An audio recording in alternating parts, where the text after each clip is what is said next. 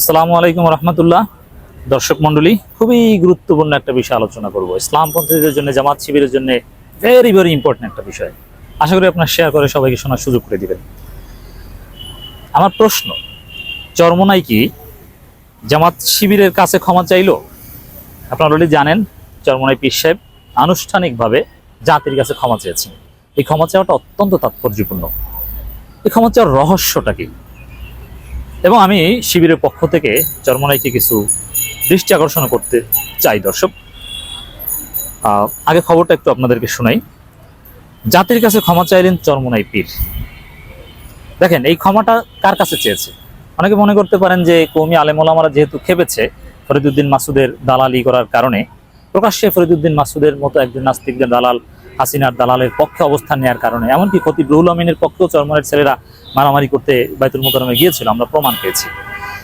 তো এই আওয়ামী দোসরদের দালালি করতে গিয়ে ধরা খেয়েছে চরমোনাই। এখন চরমোনাইয়ের প্রতি তাদের সমগোত্রীয় সেই মাকিদার দাবিদার দেওবন্দিরাই খেপেছে। বড় বড় আলেম রফিকুল ইসলাম মাদানিরা একেবারে তারা যে ভারতের দালাল প্রমাণ করে দিচ্ছে। এখন অবস্থা বেগতিক। এই জন্য অবস্থা বুঝতে পেরে জাতির কাছে ক্ষমা চাইলে। এখন জাতি কারা?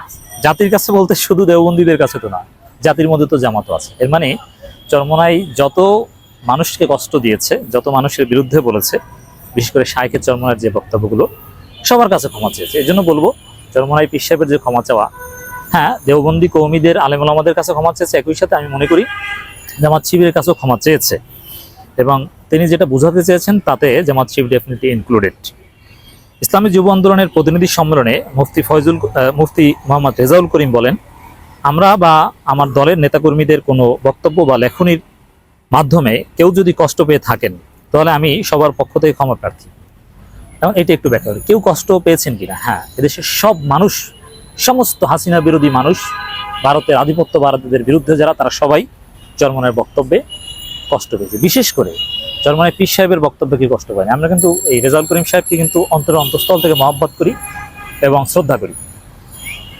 আমার মনে আছে, আমি রেজাউল করিম সাহেবের একটা তেলাওয়াত শুনেছি। তার কণ্ঠ তো ভালো না, কিন্তু ফজরের সালাতে একবার তেলাওয়াত করছেন, এত সুন্দর সূরা নাবা তেলাওয়াত করছেন, আমার হৃদয় ছুঁয়ে গেছে। পীর সাহেব চরমোনাইকে আমি অন্তরের অন্তঃস্থল থেকে মহব্বত করি, শ্রদ্ধা করি। তার বিরুদ্ধে আমি কখনো আপত্তিকর ভাষায় কখনো সমালোচনা করিনি।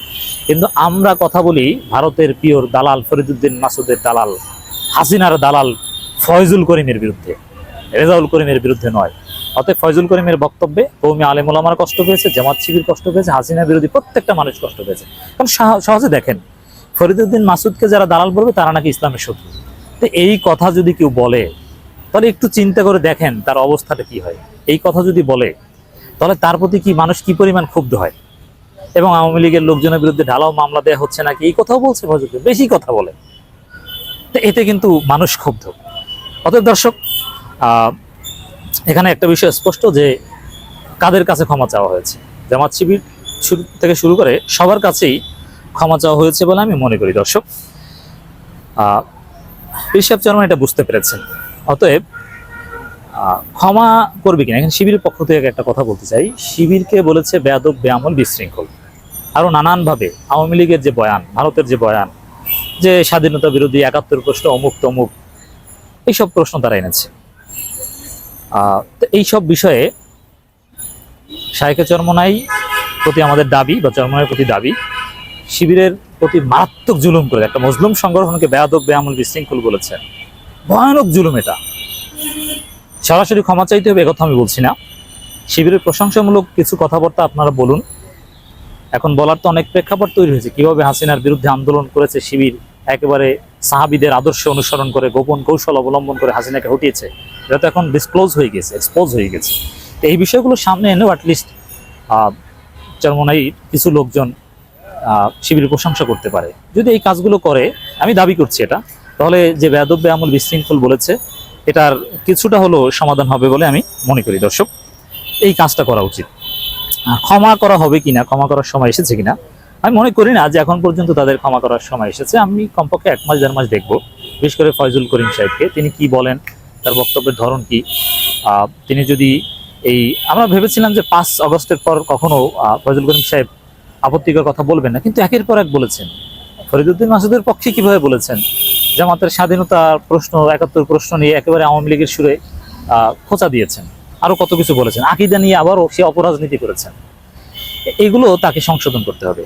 যদি আমরা একদার মাস দেখবো, যদি দেখি যে না এই আকীদাবাজি শুধু নিজেরাই হক্কানি, আর কেউ হক্কানি না, হক্কানি ওলামা ইকরামদের সাথে বিরোধ মিটিয়ে আসতে হবে। এই যে ফালতু কথাগুলো, বেয়াদব, বেআমল, বিশৃঙ্খল, অমুক তমুক, স্বাধীনতা বিরোধী, রাজাকার, এইসব ফালতু কথাগুলো বন্ধ করতে পারে কিনা আমরা 1-1.5 মাস অবজার্ভ করব। তারপরে এই বিষয়টা আসবে যে ক্ষমা করা যাবে কি যাবে না। এখানে এই হঠাৎ কেন ক্ষমা চাইলো, রহস্যটা কি? This is very significant. আমার মনে হয় জার্মানি বুঝতে পেরেছে যে তাদের অবস্থা 12টা বেজে গিয়েছে। সবাই তাদেরকে দালাল মনে করেছে।